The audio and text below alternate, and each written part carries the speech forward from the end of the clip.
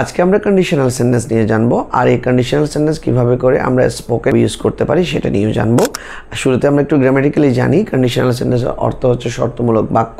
এটাকে দুই ভাগে ভাগ করা যায়, একটা হচ্ছে রিয়েল, একটা হচ্ছে আনরিয়েল। রিয়েলকে দুই ভাগে ভাগ করা যায়, একটা হচ্ছে জেরো, একটা হচ্ছে ফার্স্ট। আনরিয়েলকে দুই ভাগে ভাগ করা যায়, একটা হচ্ছে সেকেন্ড, একটা হচ্ছে থার্ড।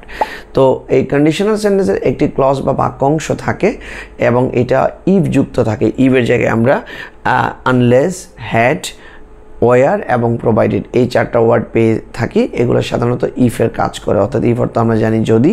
এই যদি অর্থ প্রকাশে আমরা বাক্যের শুরুতে এই চারটা শব্দ দেখতে পাবো, ইফের কাজ করবে। তো ভার্ব সম্পর্কে আমাদেরকে একটু জানতে হবে। আমরা জানি ভার্ব মানে কাজ, এবং বাংলায় অনুবাদ করে আমরা যেটা নাম পাবো, কাজের নাম পাবো বা কিছু করা বোঝাবে সেটাই ভার্ব। ওই ভার্বকে তিন ভাগে ভাগ করব, V1, V2 এবং V3, তিনটা স্টেপ থাকবে এটার। তো আমরা সাধারণত জানি ডু, ডিড, ডান এগুলো হচ্ছে V1, V2, V3, কিন্তু এই কন্ডিশনাল সেন্টেন্সে আমরা ডু ডাসকে V1 হিসেবে জানি, কিন্তু অ্যামিজারকেও V1 হিসেবে জানবো এবং হ্যাভ হ্যাজকেও আমরা V1 হিসেবে জানবো। ডিডকে আমরা V2 হিসেবে জানি, ওয়ারকে আমরা V2 হিসেবে জানবো এবং হ্যাডকেও আমরা V2 হিসেবে জানবো।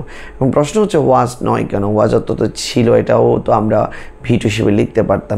যেহেতু আমরা V2টাকে আনরিয়েল পাস্ট টেন্স হিসেবে ইউজ করব, অর্থাৎ সেকেন্ড কন্ডিশন ইউজ করব, সেই জন্য আমরা এখানে ওয়াজ লিখতে পারবো না, আমাদেরকে ওয়ার লিখতে হবে। তারপর হচ্ছে ডান, V3, বিনকেও আমরা V3 হিসেবে পাবো এবং হ্যাডকেও আমরা V3 হিসেবে পাবো। তবে একটা বিষয় খেয়াল করতে হবে, এখানে হ্যাডটা কিন্তু V2 এবং হ্যাডটা হচ্ছে V3।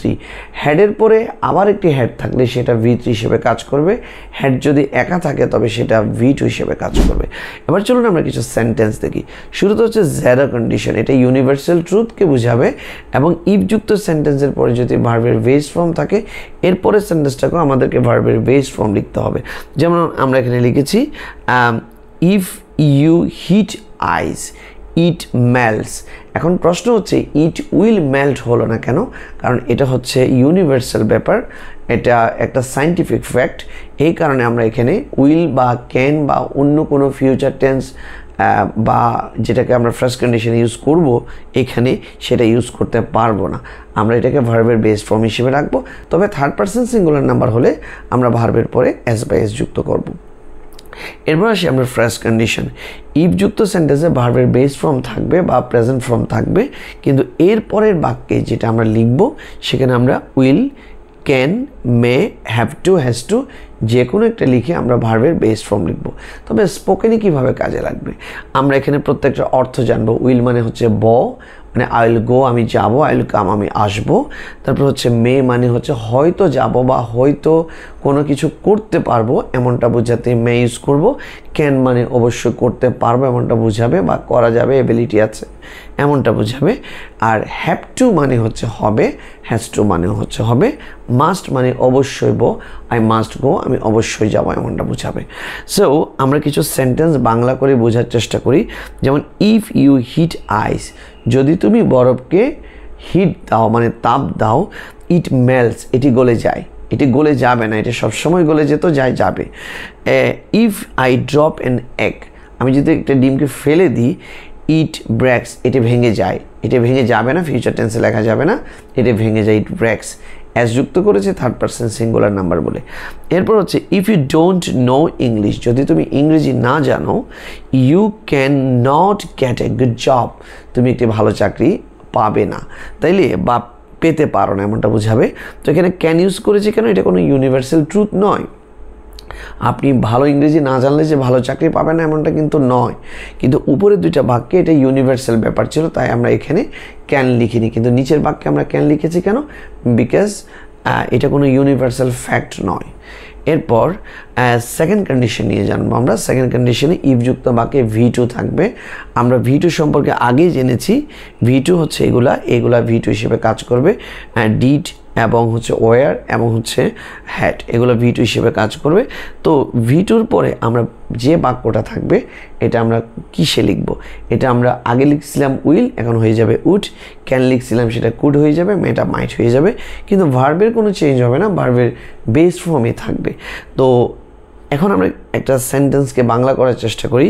If I knew his mobile number, যদি আমি তার মোবাইল নাম্বারটা জানি না, জানতাম, তাহলে ভার্বের পাস্ট ফর্ম হলে তখন তো তাম ল লাম অর্থ প্রকাশ করে। If I knew his mobile number, আমি যদি তার মোবাইল নাম্বারটা জানতাম, I would make a phone call, আমি তাকে একটা কল করতাম, অর্থাৎ আমি তাকে কল করতাম। তবে এখানে উড অর্থ হচ্ছে তাম, কুড মানে পারতাম, এবং মাইট মানে হয়তো পারতাম। তিনটা অর্থ জেনে আপনি যে কোনো একটা ইউজ করতে পারবেন। এরপর হচ্ছে ইফ আই হ্যাড গন দেয়ার, এটা হচ্ছে থার্ড কন্ডিশন। তাহলে আমরা একটু থার্ড কন্ডিশনটা দেখে নিই। If plus had plus V3, হ্যাডের পরে V3 থাকবে। V3 কি আমরা জেনেছি, আমরা এখানে V3 জেনেছি ডান, এরপর বিং, এরপর হচ্ছে হ্যাড। তো এই V3 যখন থাকবে এরপর উড হ্যাভ, কুড হ্যাভ এবং মাইট হ্যাভ লিখবো আমরা। তো অর্থ তো আমরা জানি, উড মানে তাম, কুড মানে পারতাম, মাইট মানে হয়তো পারতাম। কিন্তু এইবার যেহেতু হ্যাভ লিখেছি, ভার্বের V3 ফর্মটা লিখতে হবে, অর্থাৎ ভার্বের পাস্ট পার্টিসিপল ফর্মটা লিখতে হবে। তো ইফ আই হ্যাড গন দেয়ার, আমি যদি সেখানে যেতাম, এবার বাংলা অর্থ বুঝে করলে খুব ইজি মনে হবে। I would have informed you, আমি তোমাকে ইনফর্ম করতাম, অর্থাৎ আমি যাইনি এবং তোমাকে ইনফর্মও করিনি, এমনটা বোঝাচ্ছে। তো আরও কিছু সেন্টেন্স বাংলা বুঝে করার ট্রাই করি। Had I been a rich man, এটা থার্ড কন্ডিশন নাকি সেকেন্ড কন্ডিশন, কেমনে বুঝবো?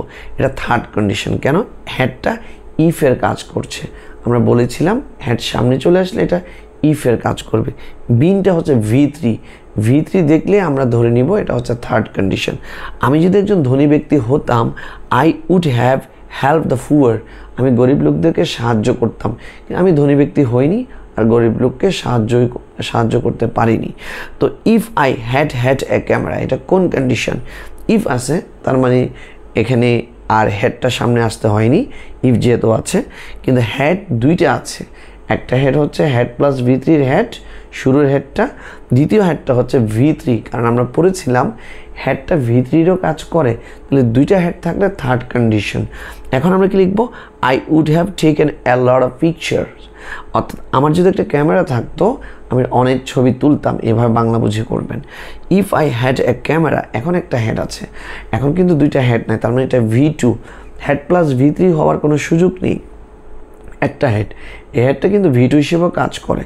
তাহলে আমার যদি একটা ক্যামেরা থাকতো, I would take some photograph, আমি কিছু ফটোগ্রাফ বা ছবি নিতাম। তাইলে এইটা হচ্ছে সেকেন্ড কন্ডিশন।